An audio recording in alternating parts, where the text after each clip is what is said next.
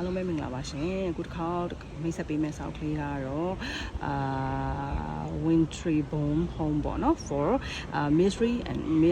missing and mystery ဆိုတဲ့စာအုပ်ကလေးဖြစ်ပါတယ်ရှင်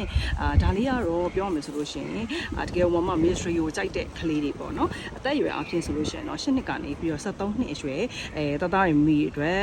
ရန်ကိုကောင်းတဲ့စာအုပ်ဖြစ်တယ်သူကလည်းဒါ New York Times bestseller ရဲ့ author award ဆုရထားတဲ့စာအုပ်ကလေးပဲဖြစ်ပါတယ်ရှင်အဲ့တော့ mystery story ကိုကြိုက်တဲ့ကလေးတွေတို့နော်နောက်ပြီးတော့ Nancy Drew ရဲ့ style ပေါ့နော်အဲ့လိုမျိုးရေးထားတဲ့စုံစမ်းရေးဇာတ်လမ်းတွေကြိုက်တာပေါ့နော်စုံတောက်ဇာတ်လမ်းတွေပေါ့ပြောရမယ်ဆိုလို့ရှိရင်အဲ့လိုမျိုးကြိုက်တဲ့သူတွေအတွက်ဆိုရင်တော့တကယ်ကိုမဒီစာအုပ်ကလေးကလျှို့ဝှက်မှုတွေအပြည့်ပါတယ်ဒီအိမ်လေးပေါ့အခုမှသူပြနေဆိုမှကီးလေးရရဲ့လည်းဘယ်မှာချိတ်ထားရဲအဲ့တော့ဒီအိမ်ကြီးကဒါလျှို့ဝှက်မှုတွေပြည့်စုံနေတဲ့အိမ်ပေါ့နော်အဲ့ဒီမှာ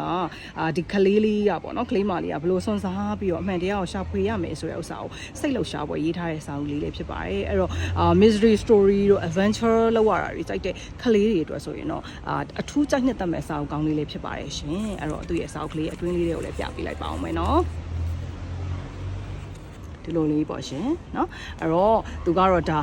chapter လေးဖြစ်တယ်ဆိုတဲ့အတွက်ကြောင့်เนาะဒီလိုမျိုးစာလေးနေတွေ့ရမှာဖြစ်ပါတယ်ရှင်အဲ့တော့ရောင်းစည်းလေးဟာဆိုရင်လည်းoriginal book ကိုမှ1000ခွဲနဲ့ပဲရောင်းမှာဖြစ်တဲ့အတွက်ကြောင့် mystery story ကြိုက်တဲ့ကလေးတွေအတွက်ဆိုရင်တော့အမြန်ဆုံးမှန်းလိုက်ဖို့ပြောချင်ပါတယ်အားလုံးကျေးဇူးတင်ပါတယ်ရှင်